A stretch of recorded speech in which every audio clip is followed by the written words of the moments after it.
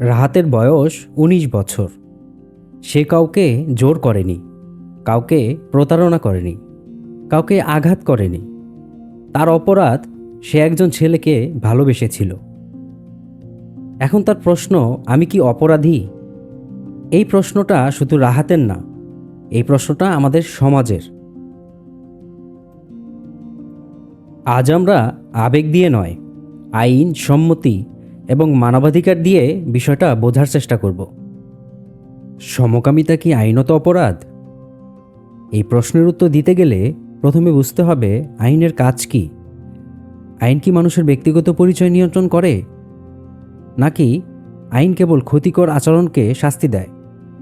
একসময় পৃথিবীর বহু দেশে সমকামিতা আইনত অপরাধ ছিল। ব্রিটিশ আমলের অনেক দণ্ডবিধিতে প্রকৃতি বিরুদ্ধ সম্পর্ক নামে ধারাযুক্ত হয়েছিল। এই আইনগুলো তৈরি হয়েছিল ভিন্ন এক সামাজিক বাস্তবতায়। কিন্তু সময় বদলেছে, বিজ্ঞান বদলেছে, মানুষের বোঝাপড়া বদলেছে। প্রশ্ন হলো, আইন কি সেই পরিবর্তনের সঙ্গে তাল মিলিয়েছে? আইনের মূল উদ্দেশ্য হলো সমাজের ক্ষতি প্রতিরোধ করা। যেখানে জোরপূর্বক সম্পর্ক আছে, অপরাধ। যেখানে অপ্রাপ্তবয়স্কযুক্ত, অপরাধ। যেখানে প্রতারণা বা সহিংসতা আছে, অপরাধ। কিন্তু দুইজন প্রাপ্তবয়স্ক মানুষ যদি পারস্পরিক সম্মতিতে সম্পর্ক গড়ে তোলে, সেখানে ক্ষতি কোথায়? আইনের দৃষ্টিতে সবচেয়ে গুরুত্বপূর্ণ শব্দ সম্মতি। সম্মতি মানে চাপ ছাড়া, ভয় ছাড়া স্বেচ্ছায় নেওয়া সিদ্ধান্ত। সম্মতিপূর্ণ সম্পর্ক আর জোরপূর্বক সম্পর্ক, এই দুইয়ের মধ্যে মৌলিক পার্থক্য আছে। আইন কি এই পার্থক্যকে বিবেচনায় নেয়, নাকি পরিচয়কে বিচার করে? বিশ্ব স্বাস্থ্য সংস্থা বহু বছর আগে ঘোষণা করেছে, সমকামিতা কোনো মানসিক রোগ নয়। মনোবিজ্ঞান বলছে, যৌন অভিমুখিতা মানুষের স্বাভাবিক বৈচিত্র্যের অংশ।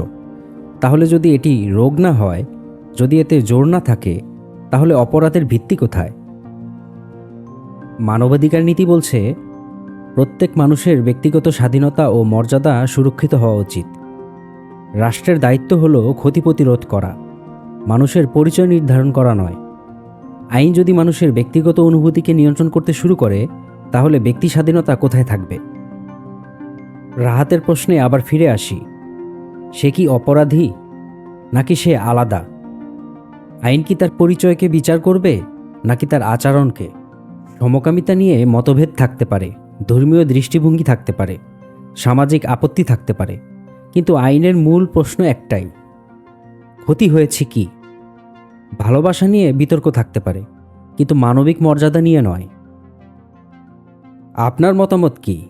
আইন কি ব্যক্তিগত পরিচয় নিয়ন্ত্রণ করবে, নাকি কেবল ক্ষতি প্রতিরোধ করবে? কমেন্টে জানাতে ভুলবেন না।